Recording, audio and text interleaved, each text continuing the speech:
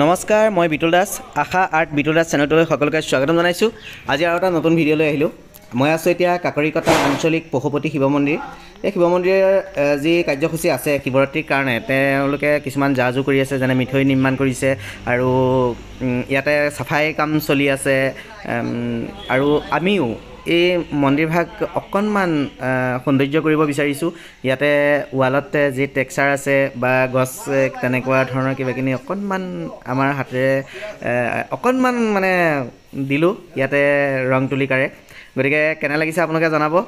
আৰু ইয়াতে এই পশুপতি বাবা মন্দিৰতে এজন ব্যক্তিক লগ পালোঁ, যিজন ব্যক্তি আলি বাটেৰে ঘূৰি ফুৰে, মানুহে পগলা বুলি কয়, মানসিক বিকাৰগ্ৰস্ত বুলি কয়। কিন্তু সেই মানুহজনৰ হৃদয়ত এনেকুৱা এটা প্ৰতিভা লুকাই আছে, যিটো প্ৰতিভা আজি দেখি মই নিজে মানে আচৰিত। আৰু সেই প্ৰতিভাৰ যি অকণমান নমুনা আছে, সেই নমুনাকণ আপোনালোকক দেখাব বিচাৰিছোঁ।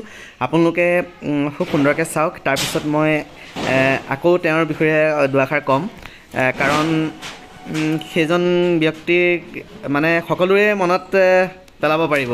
চাওক ভিডিঅ'টো।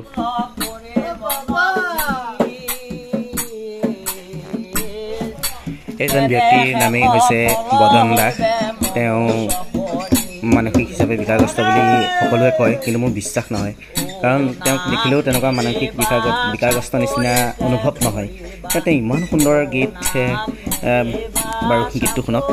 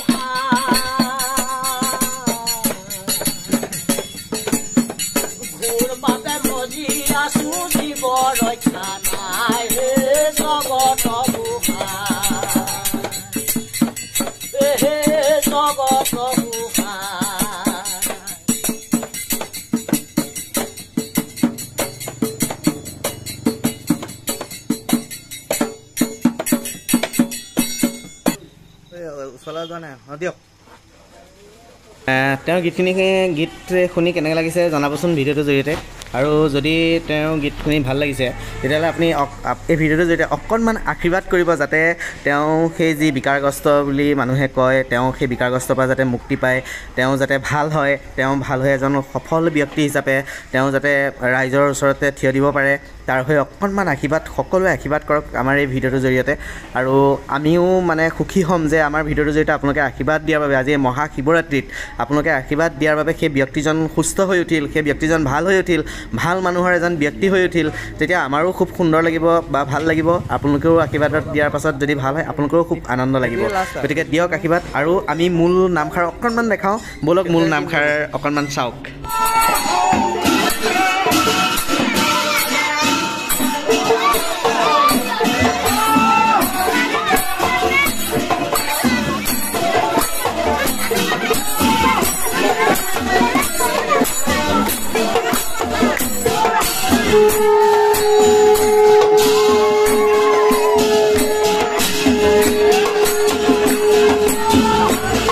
সেয়া মূল নামষাৰ আছিল বাৰু আকৌ আহি পালোহি আমি মাজুলী গড়মূৰস্থিত যি নীলকণ্ঠ মন্দিৰ সেই নীলকণ্ঠ মন্দিৰৰ আহিলোঁ ইয়াৰ দৃশ্যসজ্জা অকণমান আপোনালোকক দেখাব বিচাৰিছোঁ সুন্দৰ এটা পৰিৱেশ সুন্দৰ এটা পৰ্যায় বা মন্দিৰ এই মন্দিৰতে আজি প্ৰাক্তন মুখ্যমন্ত্ৰী অসমৰ সৰ্বানন্দ সোণোৱালে ইয়াতে বন্তি প্ৰজ্বলন কৰিলে বা ইয়াতে বন্তি জ্বলাই আশীষ মাগিলে আৰু আপোনালোককো মই আমি এই ভিডিঅ'টোৰ জৰিয়তে দেখাব বিচাৰিছোঁ নীলকণ্ঠ মন্দিৰ যি ভাগ আছে সেই মন্দিৰ ভাগ কেনে লাগিছে আপোনালোকে আমাৰ ভিডিঅ'টোৰ জৰিয়তে জনাবচোন যদি ভাল লাগিছে তেতিয়া লাইক কমেণ্ট শ্বেয়াৰ কৰিব আৰু যদি মোৰ ভিডিঅ'টোলৈ নতুনকৈ আহিছে তেতিয়া ছাবস্ক্ৰাইব কৰিবলৈ নাপাহৰিব কাৰণ আপোনালোকে উৎসাহ দিলে আমি আগুৱাই যাবলৈ সক্ষম হ'ম আৰু সুন্দৰ সুন্দৰ ভিডিঅ' আপোনালোকৰ মাজতে দেখাবলৈ আমি চেষ্টা কৰিম বা উৎসাহ পাম তেতিয়া ভাল লাগিব আপোনালোকৰ ভাল লাগিব কিছুমান নজনা কথা জানিব পাৰিব বা নজনা কথা ময়ো নজনা কথা আপোনালোকে মোক শিকাব বা জনাব পাৰিব ভিডিঅ'টোৰ জৰিয়তে